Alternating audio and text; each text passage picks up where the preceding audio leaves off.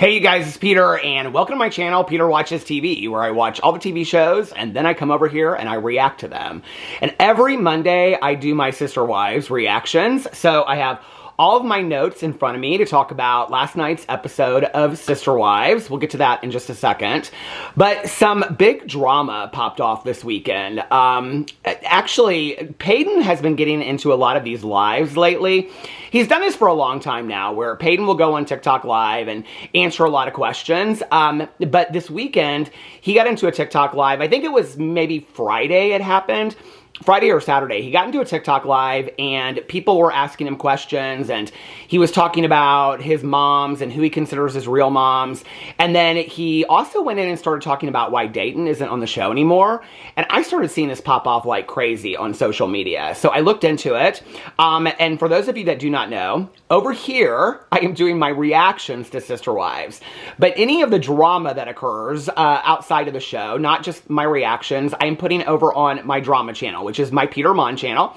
It's linked below if you want to go over there and find out all the drama that is going on with Peyton, all the drama that he's stirring up. It's interesting the response that people online are giving about their reception to not only Peyton, but McKelty as well. When they get in live streams and they say a lot of stuff and then they kind of like backpedal and they take it back. And so it was interesting what happened this weekend. But anyway, if you want to see that video, I'm going to be doing that video today over on my Peter Mon channel, my drama channel. So you can go over there and you can check out that. So I'm not going to bring that up into this reaction today. Today is, over here is just my reactions, my notes on watching the show. So let's get into it, shall we? I actually thought this was a really boring episode. And it kind of made me wonder, you know, we never know how many episodes there's going to be.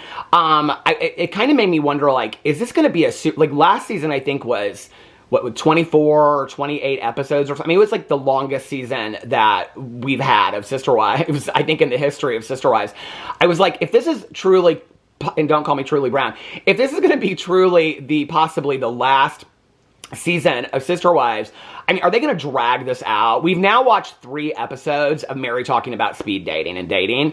So apparently this entire season of Mary is just going to be concocted scenes with her and her friends, because Mary she doesn't interact with any of the other family members. So unless she is going speed dating and she's with her friend Jen, or she's Windexing the B&B and she's with her friend Jen, or her and her friend Jen are hosting. I mean, they should make Jen a full cast member at this point. And I like Jen, and I like Jen and Mary's relationship together. I think it's fun.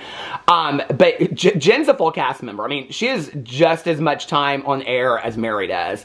So, and Mary doesn't really offer a lot to the conversation when it comes to the Brown family, because she won't really say anything negative about Cody and Robin. She plays really neutral about everything, and she doesn't have really any interactions with Christine and any of her kids, or Janelle and any of her kids, unless it has to do with Coyote Pass. And that's the only time she talks to Janelle.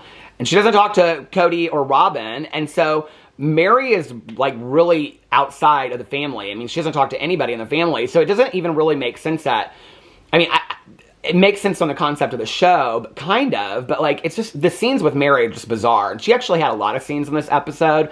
I mean, I liked them from the point of view that, I mean, they were funny scenes, but I kind of don't understand why we're not getting down to the meat and potatoes of what is going on with this show and what's going on with the season. It felt like a lot of fluff. This episode felt like a lot of fluff to me.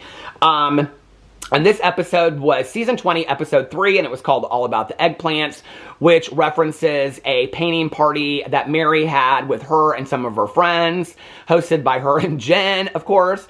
And they saw this video, we'll get to this in a second, but they saw this video that one of her friends showed her online, and it was about this woman painting vegetable that was supposed to look like genitalia, and so they did eggplants, of course. I kind of had forgotten that Mary had a career as an artist for a while. That was one season, right? I completely forgot about Mary painting the palm trees, and didn't she paint like everybody a picture one Christmas or something like that? I totally forgot about that. Anyway, get back to it, Mary. Okay. So when it starts, so last week's episode ended with Christine and David following McKelty and Tony because they were moving to North Carolina, and they got caught in like a heavy hailstorm, and then there was tornadoes in the distance. And David wants to be a tornado chaser, and he was real excited about it, but Tony and McKelty were in the middle of it. And so when last episode, did I say season? When last episode ended, their windshields were like getting dented by hail. So that's exactly where it picked up this episode. And there's tornadoes everywhere. They actually show a tornado almost touching down in the distance. Hail's breaking the windshield. And so they decide to pull over and wait for it to stop. They're in Nebraska, and they're trying to make it in 3 days from Utah to North Carolina. So they pull over, and they go underneath this hotel and decide that they're going to, like, check in or something. They're like, anyway, the story here with the hotel is really interesting to me. Or maybe that's when they get to the next stop. I don't know. But it's interesting what is said. And I know it's kind of like picking apart little things, but we'll get to that in just a second. Because there was something that was said about lunch. McKelty goes, we're going to lunch now, and everything's fine. And then Christine, when they get back in the car, goes, let's go to lunch. Did anybody else think that was weird? I was like, I thought you just had lunch, because that's what McKelty said.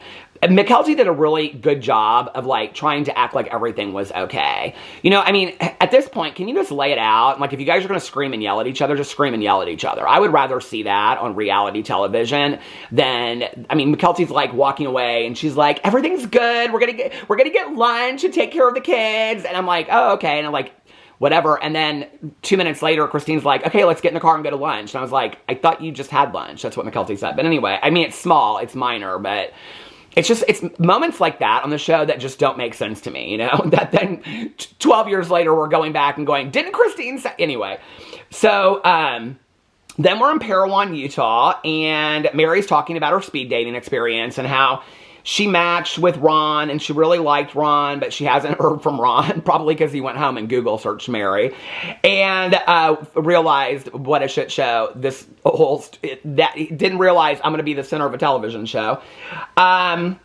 She's got a bunch of girlfriends coming over because they're going to do a painting and wine night. She hasn't done painting for a long time, and that was when I was like, oh, I forgot she had a career in painting.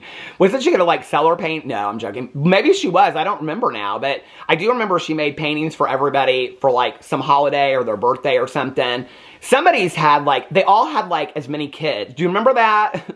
There was, like, palm trees, and there was, like, 18 palm trees for each of the kids and stuff like that. And each person's painting had 18. Am I getting this wrong? Am I dreaming this up? But each thing had like 18 things for all the kids in the family. She also made the pajamas. I did love that the first couple seasons.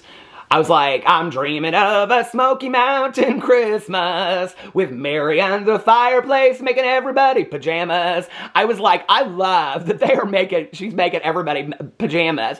But I thought they were going to like all be matching pajamas. And she's like, no, she's like, Fruit Loop likes clouds, and Jeremiah likes, you know, and Windex and mattress. They like, you know, unicorns. So we're going to get, and I was like, I would have loved if they had just made a whole Brown family matching pajama set. Anyway, which was really just pajama pants and a t-shirt is what it was. But I missed those days. That was the innocent days of the Sister Wives. But anyway, so then her friend Amber showed her this video of a woman comparing vegetables to men's genitalia. And then Mary like talks about basically the eggplant emoji. Okay. I feel like sometimes y'all watch The Real Housewives of Orange County. Okay, so Gretchen and Emily meet up to make these hats for this fundraiser that Emily's doing. And Gretchen comes in with this huge bow in her hair, and she's got like this dress on.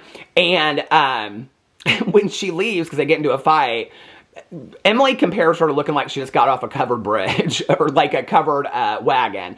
And so she's like, go find another covered wagon, Gretchen. And she does. She looks like she's like, you know, on the old trail or something like that. And sometimes these women on the show, it's like literally, I understand that you like were taking care of but they were not clueless. I mean, they lived in Las Vegas. I mean, no matter how like closed off that cul-de-sac was, they couldn't have been that clueless to the world.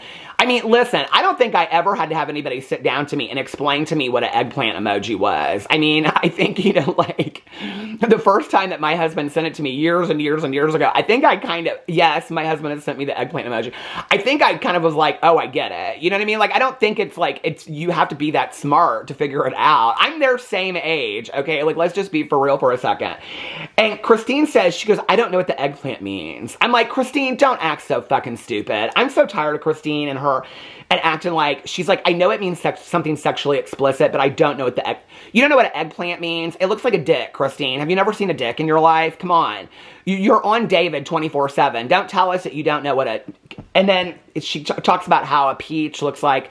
Anyway, and then Janelle says her kids sometimes tell her, Mom, don't use that emoji. I actually thought, see, that's real, okay? Like, Mom, you shouldn't use that emoji, okay? Because that means something you don't know what it means. I like that.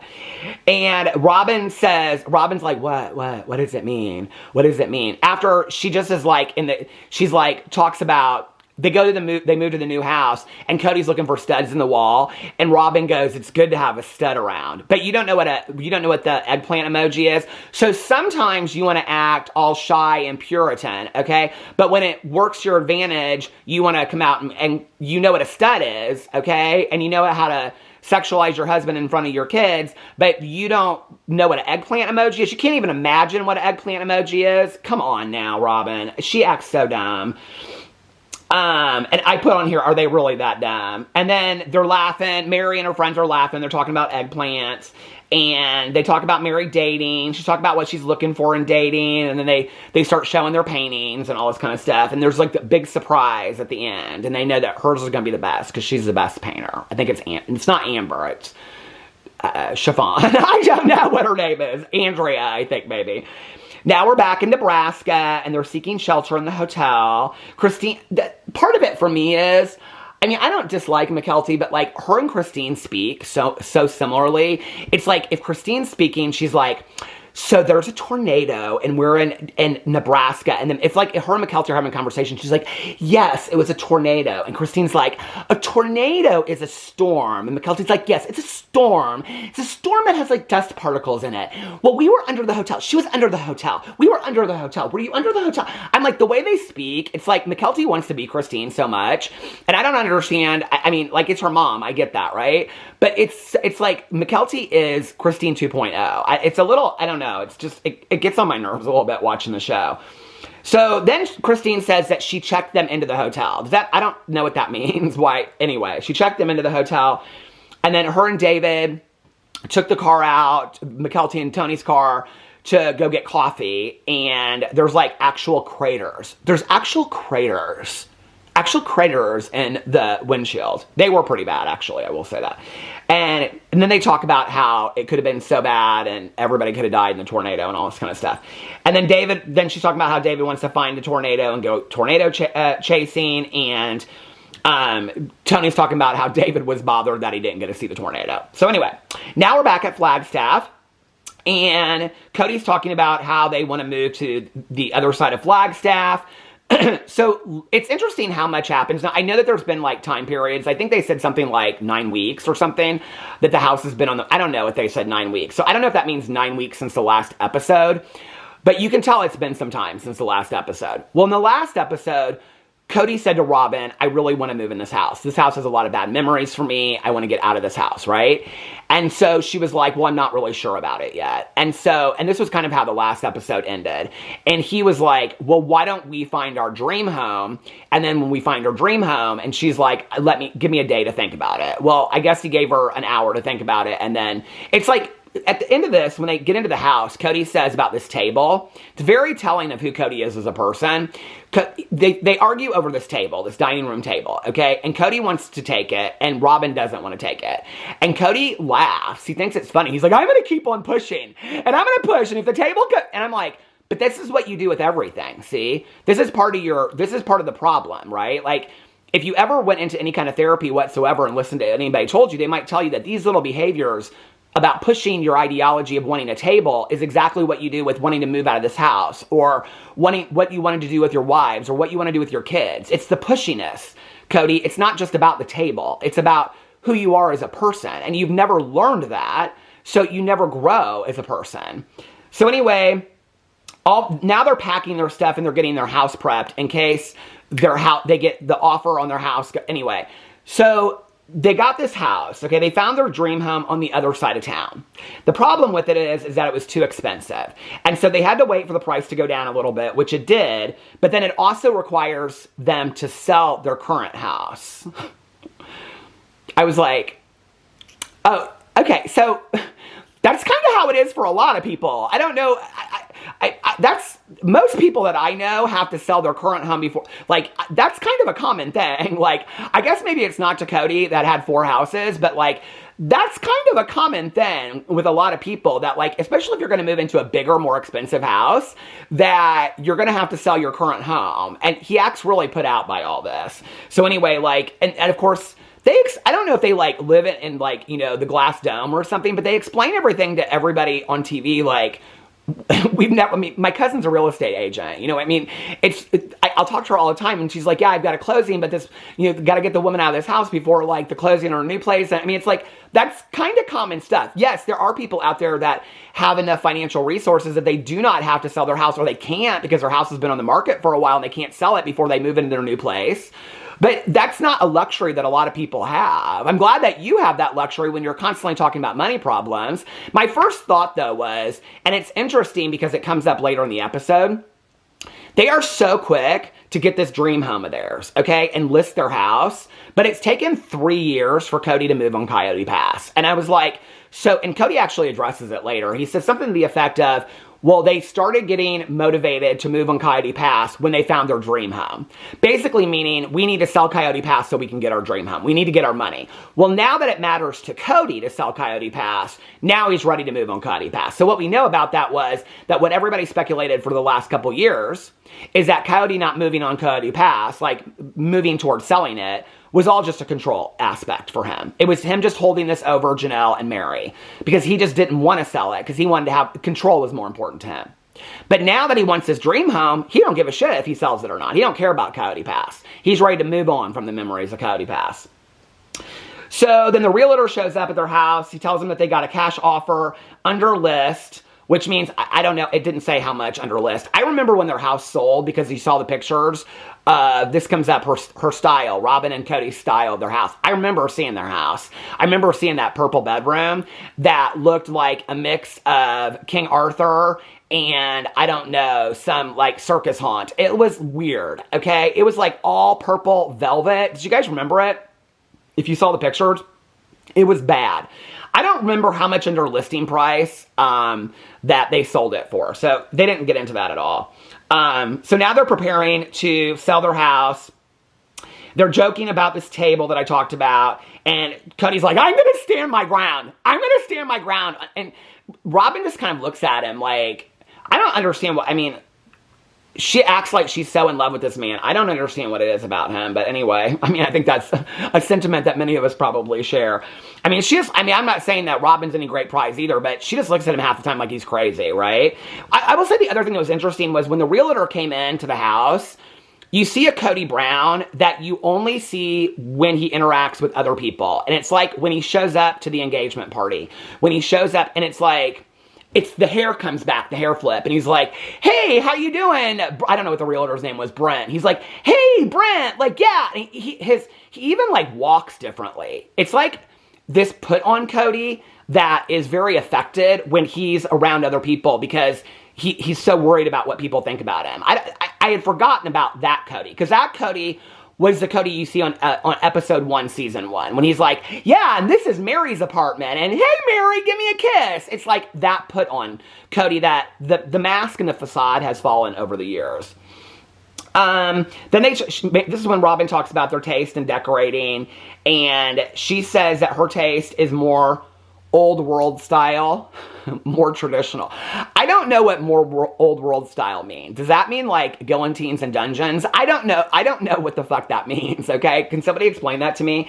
And she says his is more manly, but a little bit of hers as well, okay? Like, I'm telling you, this bedroom was, I mean, I would like, okay, you know, like when you see horror movies and it's like some like Psycho or something like that, like Psycho the movie, the Alfred Hitchcock movie, and like some like dead lady in the bedroom, and she's been there for like 60 years, and you walk in, and it's like like the dust, you know, in the horror bedroom, not the horror's bedroom, the horror movie bedroom, and it's like the door has been locked for like 60 years with a dead corpse in the bed. That's what their bedroom looked like to me. I was like, what is going on? Like, y'all need to get some holy water in this bedroom.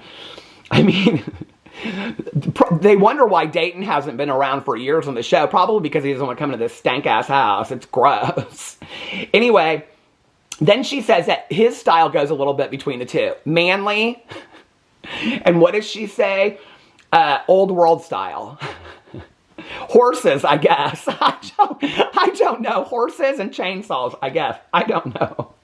Anyway, Cody talks about how Robin even provided an office for him back in the day. Any of his wives could have done that, he said. So he's still bitter that none of his wives provided an office for him.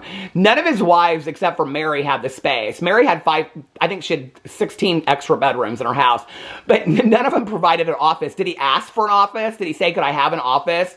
For whatever job he did at the time. I think he sold guns or something like that. He still is selling guns. I always see those pictures come up.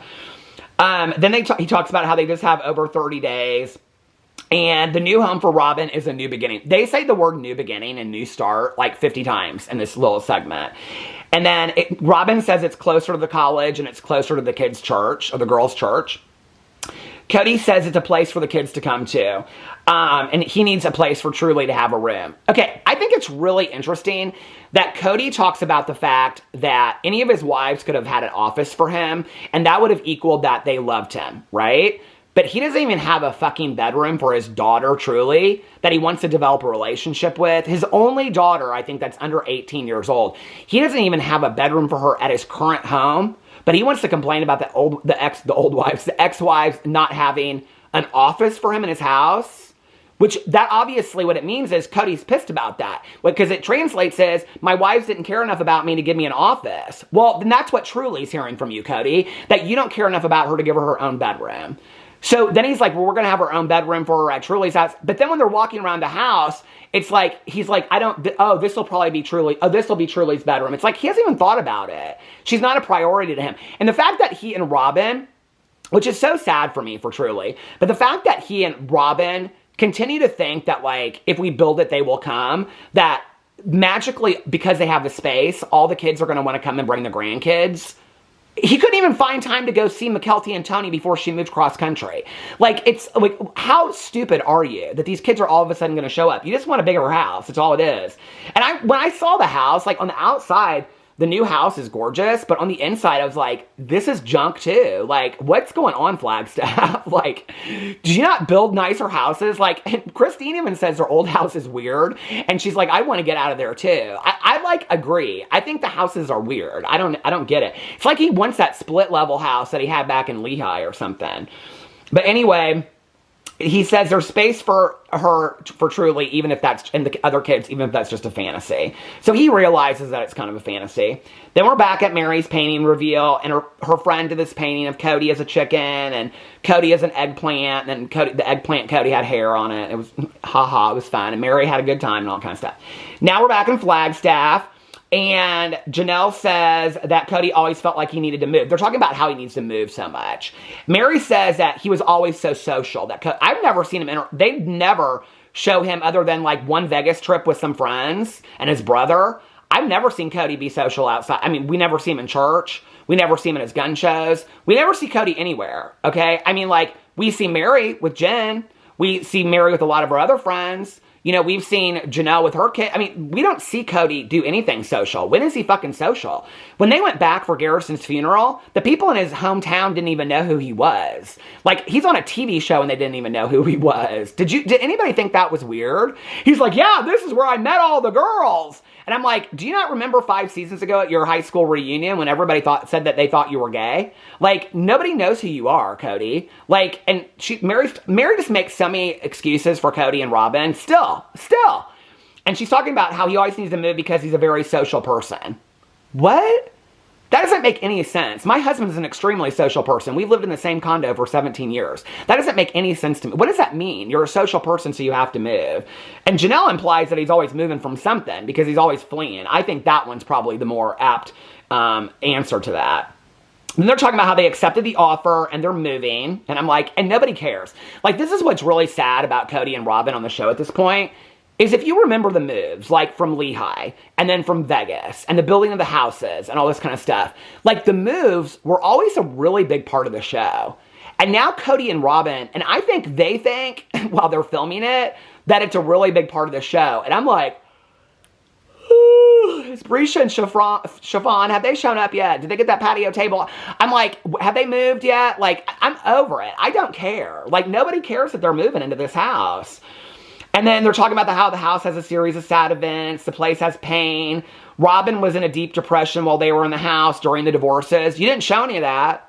If that's what you want to talk about now, why didn't you show it on that season? When everybody was leaving, when Christine left, when Mary left, when Janelle and Cody were working through things and she left, why didn't they show Robin's deep depression? Like, I don't know. This is a reality TV show. I don't know where we've kind of forgotten that plot line. This is not scripted television. This is a reality TV show. And they want to reference back to things like, well, this is how, I mean, first of all, Cody goes through this whole fucking list of things that were so painful in the house.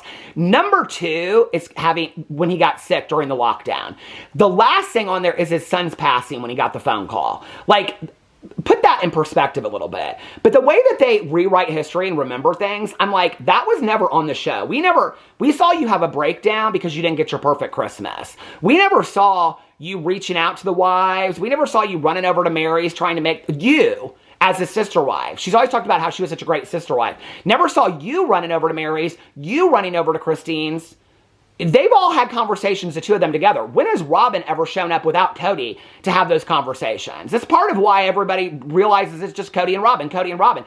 When has Robin ever driven her car over to Janelle's and said, please don't leave the family? When has Robin ever driven over to Christine's and had a conversation and said, please don't leave, or to Mary? Mary was alone in that house for 2 years. I mean, that's abandonment. I mean, like, that's spousal abandonment. I mean, give me a fucking break that Robin wants to talk about this now. You never showed it on the show. You guys pick and choose what you want to show, but then you want us to believe it later. Now, I don't know that I believe that. I just don't know that I do. And I take that stuff very seriously. And then the producers ask them if this is different than having, like, the rest of the moves that they've done. And they both kind of turn to the side real uncomfortably and awkwardly, and they kind of laugh. And then Robin goes, anyway, is there anything else? Oh, imagine a reunion or a producer asking you a question that you refuse to answer. Okay, Robin, this is your fucking paycheck. This is your job, Robin, that you get paid $1 million a year for so you can afford that new house. When the producers ask you a question, why don't you fucking answer it? Or why don't you get off the show, okay? You can't even say, yeah, it feels different.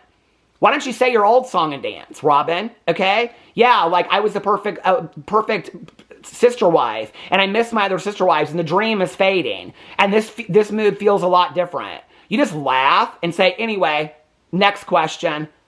They won't answer anything. And I put on here, yeah, answer the question or get off the show. Like, everybody else answers the questions. Janelle, Christine, everybody, Mary, they all answer the questions. Not Robin and Cody.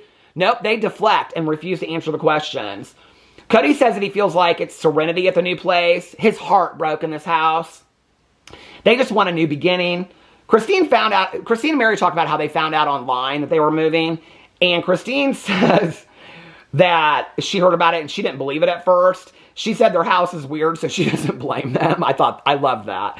But then she kind of takes it back a little bit, and she says it's probably hard for him because he's got hard memories there, hard conversations, frustration, and anger. And she's like, I'd say just move on and be done with it. And she's like, the more that we talk about it, it makes sense to her. I agree. This is going to stop in a second, so hold on. This episode was so boring. I was like, I'm going to be done with this in 15 or 20 minutes, but no. Okay, hold on a second. And so, yeah, that's that part. Okay, so now we're back on the road, moving McKelty, and now we're in Missouri. Christine and David have shredded a tire on the trailer. I just knew they were going to go back and show the first move from Lehigh Do you remember that? When Christine got a flat tire, and then Robin got a flat tire, and they're all standing by the side of the road in the middle of the night, like the Von Trapp family, you know, fleeing their house. No, truly, that's what, don't call me Truly Brown, but that's what it reminded me of. It was like Sound of Music. They're like moving in the middle of the night, like the police. They're like out there like packing their U-Haul. Are the police here? No, the police were never coming to get them. Christine talks about that in her book. Like they were so afraid they were going to arrest Cody Brown. Come on now, okay? It wasn't going to happen. I thought I just deleted my notes. I was going to be so fucked. I was going to be like, what did I just do? Okay. So there they are, and they've like shredded this tire. You can tell McKelty is so pissed about this, okay? Like David's just like, well, we shredded a tire. It's still a good road trip. And McKelty is just like, her and Christine, Christine's face is so red. You can just tell that like she said, shut the cameras off. Shut the cameras off. And she's like screaming and yelling at Dave. Like, how long have we been driving on that tire? Because then they flash back to Christine. Christine's like, it's not a flat tire, it's shredded. And then McKelty's like, it's a hot dog tire. And I'm like, they're going on about this tire. And then McKelty says, she's like, so everything's good, and we're going to take a 45-minute break, and we're going to get lunch. We're going to take a lunch break. And I'm like, okay. Then they come back, and then Christine talks about how the car was fixed in 45 minutes. And then they flash back to Utah, and they do these flashbacks. Then Christine goes, okay, everybody, let's get in the car and have lunch. And I was like, I thought you just had lunch. I thought that's why McKelty was in such a good mood. I'm confused, okay? Like, why are we going to lunch again when you guys want to get there in 3 days? Okay, whatever. So anyway, I put on here, thought you just did that. So then we're back in Flagstaff, and they're moving, and they're going over to the new house with the kids and the patio furniture, and our Sharita, our Ariella... what's her name? I'm joking. Ariella. I don't know what her name is. That girl in the back. The youngest baby. She's so excited. And they're like, because of new memories? And she goes, because it's a bigger house. I'm like, when kids speak like that, you fucking know they're the ones telling the truth. Robin and Cody are like, it's a bigger house. And she just like, listen, they're like, because of all the good memories and God wanted it for us. And we've been praying to Jesus for months for a more peaceful, serene house. Isn't that what you mean, Archuleta? And Archuleta goes, it's a bigger mansion. I was like, all right, Archuleta. Ariella, whatever her name is. I don't even care. Anyway, the other girl's sitting in the back seat and she's just like, get off me. Anyway, I don't know why they keep on putting them kids in the show. I don't even listen. Do they? Because they're the only kids that want to be on the show besides Christine's kids. Anyway, so they go over their new house. The realtor doesn't have, this is where Cody says, the realtor doesn't have Coyote Pass even on the market yet. Oh, so you can put your house up on the market, sell your house, buy a new house, without doing anything. You got Mary and Janelle just hanging by a thread over here about Coyote Pass. And then he said selling Coyote Pass only became a reality for Cody and for him and Robin when they wanted the new house. I'm like, oh, okay. So it only was important to you when you wanted the money to buy your new house. Got it. Okay. So now we're back in Charlotte. They got to Charlotte. They got to their new house. It's really nice. It's really, what do these people do? So Tony is a champion chess player. I didn't know he was a champion. He's going to teach chess or something like that. I'm confusion. But I don't really care. Chase your dreams. Okay, but McKelty, is she still selling that LuLaRoe stuff online? What do they do? Is this just her paycheck from Sister Wives? Because that house is nice. That is a nice house. Got a full backyard, backs up to the woods. In Indianapolis, where I live, you're talking that's probably a $500,000 to $800,000 home that they're moving into. That home is beautiful. It's on a cul-de-sac. Anyway, that house was gorgeous. Anyway, it does need a little work inside. When I saw the cabinetry in the kitchen, I was like, now listen, our kitchen does too. But I was like, okay, it needs a little bit of work. So Tony has to go to work the next day. Now they stayed in the hotel the night before because we needed to get one last night of really good sleep before the big move. So anyway, and then Tony has to go to work the next day. Then Christine talks about him being a chess coach. And he's like, yeah, I got a really long day at work tomorrow. I'm like, as a chess coach? Yet again, I'm confusion. What does that mean? You have to get up really early? Is there like, I'm confused. What is that? Like, where do you go to be a chess coach? Like, to the gym? I'm like, I don't like to the park. Like, are you teaching lessons? I don't understand. I don't get it. Does anybody know? Can somebody inform me of that? Okay. So anyway, then they talk about Tony's chess career. Christine, you can tell, is trying to keep she does not buy into this chess career. Okay. And that he's a chess instructor. He's very good at chess. She says it like 5 times. He's very good at chess. Well, there's chess championships, I'm sure, where they can win millions of dollars a year if he's that good. So anyway, then Janelle shows up, and it's a 4-hour drive. Now, next episode's when it comes out, okay, Christine's bitterness. Because Janelle's like, all the grandbabies are about me, and Christine's like, shut up! Not like that, but she's like, I just wish Janelle would close her mouth about the grandbabies. She's bitter about it. Okay, well, we're going to get to that in just a second, because I said something about that in my last reaction, and people are like, about why don't Christine just move to North Carolina then? She's close to Janelle, she's close to all the kids, she's close to all the grandbabies. And people are like, well, David has kids in Utah. I understand that. But David seems like he's willing to do whatever. And David's kids are like grown, right? We know that. And so, but anyway, I understand, like maybe those are conversations that they chose not to show on reality TV. I mean, there's a lot of those conversations apparently that happen where like David and Christine had a conversation like, should we move, should we not? And David goes, well, my kids are here. And Christine goes, well, all my kids are moving to North Carolina. And David goes, well, my kids are here and my life is here and we have our home here. And she goes, okay, let's stay. That's a conversation I would like to see on a reality television show, not us having to speculate about it. And you know, and I understand that they don't want to move but there's a lot of speculation we have to do about the reasons why they move or don't move, okay? So for those of you that said that Christine was not bitter about Janelle being near the grandkids, it's coming for you next episode, babe, because they showed it in the trailer. So anyway, Janelle says that she hopes that they can get together more often because they're only 4 hours away. Christine says that she's like, there's nothing in North Carolina that I would want. Not even your kids. Your kids are there. You wouldn't even want to be near your kids or your best friend's sister wife, Janelle. There's nothing that you can imagine. This is where Christine, her bitterness does come out. Because if she would say, like, Janelle's here, she's one of my closest people in my life, my kids are here, but no, as far as, like, North Carolina itself, there's nothing about it. I think it looks beautiful to me. She doesn't feel the call to North Carolina, is what she says. I think she's saying it a little too loud, honestly. She says she's not following her children, and they have a home in Utah, and that David has kids out there, and she gets tired of people saying, why don't they move? Why don't you move? Maddie shares that she's pregnant. Yay! Well, she's already had the baby since it aired. But anyway, Maddie shares that she's pregnant. It's her 4th baby. She was keeping it a secret, but then she just said it. She's due March 4th, which was the day of Garrison's passing. So it's like super meaningful to all of them. I thought that was really sweet. And they talk about how it's like a full circle moment. Christine gets real emotional. Janelle gets really emotional about it. It's a really sweet moment. Then Michaela T talks about how all of them are still grieving. I thought this was such a great explanation about the siblings. She talks about how all of them are still grieving, but it brought all of the siblings closer together, like closer than they've been, like since they were growing up as kids. And now there's hubs of siblings so that nobody's alone. She's like, there's North Carolina, there's Utah, there's Las Vegas. I think Chicago as well is maybe one of those hubs. But she doesn't say Chicago, but she's like, there's, siblings in Las Vegas, North Carolina, Utah. And so she was like, there's hubs of siblings so that we have each other. I like that. I think that's nice. Then we're in Flagstaff, and they go in the new house, and they have this idea still that all the kids and the grandkids will come there and visit. Robin talks about how she prayed on this house. She prayed on God, please give me a mansion, baby. Baby, please give us season fucking 20 so I can pay for my mansion and my dolls, my antique dolls. Baby, I gotta have them antique, spooky-ass fucking dolls. She got them too. Cody talks about how clean and opulent it looks. It's so opulent. I love the opulence of it. It's opulent. Now, if you watch RuPaul's Drag Race, which I think Cody Brown's been watching a little bit, okay? There's a whole piece over there about opulence, okay? You own everything. Everything. Opulence. I'm like, Cody Brown is a secret RuPaul Drag Race watcher, okay? I mean, it's literally a meme on RuPaul's Drag Race. So anyway, he keeps on talking about how the opulence. It's just I'm like, is it opulent? Fucking opulent, okay. So is that sister wife's closet jewelry. Opulent. Then he listens for studs in the wall, and Robin goes, it's nice to have a stud around.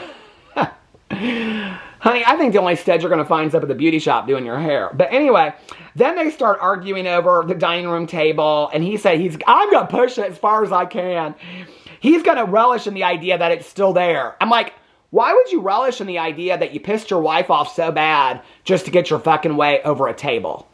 Like, that is so telling of who Cody is as a person. You're such an ass that you would relish in the fact that you forced your wife to get this house that she didn't want to get, to move, which she didn't want to do, and now to put this table in her house that she don't even want in her house. You'd relish in the idea that you pissed your wife off and she's miserable. That's very telling of who you are as a husband. And then they all get in a circle and they pray over God giving them this house. I think you should pray over TLC and all of us for fucking watching the show is what I think you should be praying over.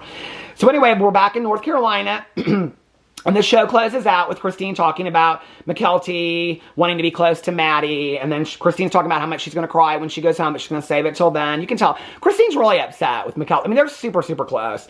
She says in there that it's really hard. Christine says it's really hard and that McKelty's been her support system for a really long time. I feel for her. I think it's going to be really tough for both of them.